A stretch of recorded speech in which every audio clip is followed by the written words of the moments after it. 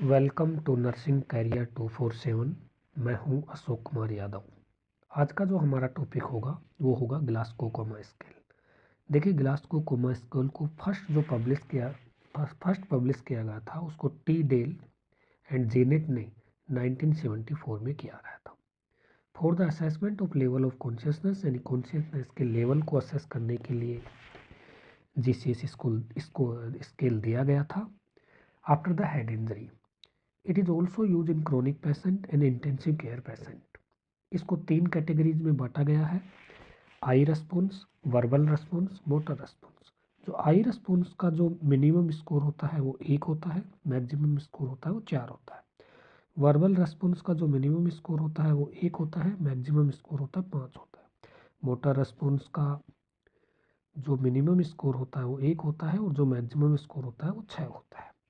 अब हम बात करते हैं तीनों को मिला के, यानी eye response, verbal response, motor response, इन तीनों को मिला के मिनिमम स्कोर बनता है 3 और मैक्सिमम स्कोर बनता है 15।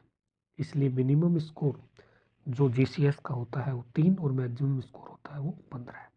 अब बात करते हैं आई रेस्पॉन्स की। हम इसको एक मेनोमिक्स के द्वारा भी याद रख सकते हैं, ESPN। अब बात करते हैं ई, यानी आई ओपनिंग स्पॉन्टेनियसली। अगर आई ओपनिंग स्पॉन्टेनियसली हो रहा है तो स्कोर देंगे 4। अगर आई ओपनिंग साउंड से हो रहा है, यानी वर्बल स्टिमुलाई से हो रहा है, तो स्कोर देंगे 3।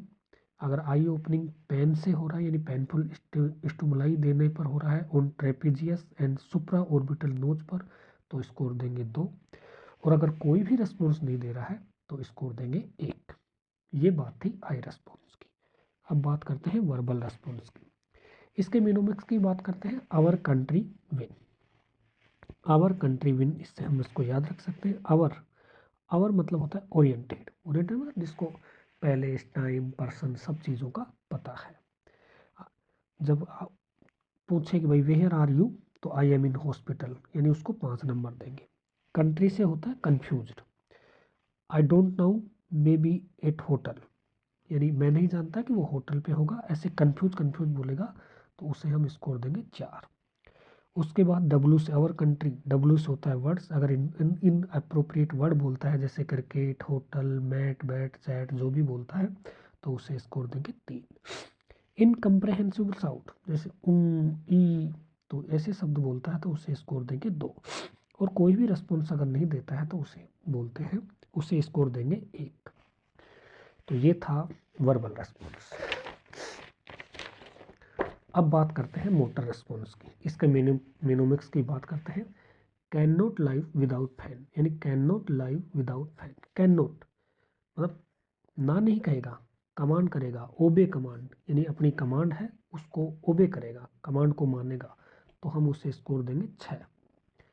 उसके बाद है लाइव, लोकलाइज टू पेन। अगर पेन से वो लोकलाइज होता है तो उसे स्कोर देंगे 5। विदाउट, पेन से अगर विड्रा करता है तो उसे स्कोर देंगे 4। फ्लेक्शन यानी अबनॉर्मल डिकोटिकेट, यानी फ्लेक्स रखता है एक्सट्रीमिटीज को, तो उसे स्कोर देंगे 3। अब नॉर्मल एक्सटेंशन डेसीब्रेट, अब देखना डेसीब्रेट, उससे स्कोर देंगे 2, यानी फैला देता है, अब नॉर्मल एक्सटेंशन हो जाता है। और एन से नो रेस्पॉन्स, तो इसे स्कोर देंगे 1। सम लोकल फैक्टर की बात करते हैं।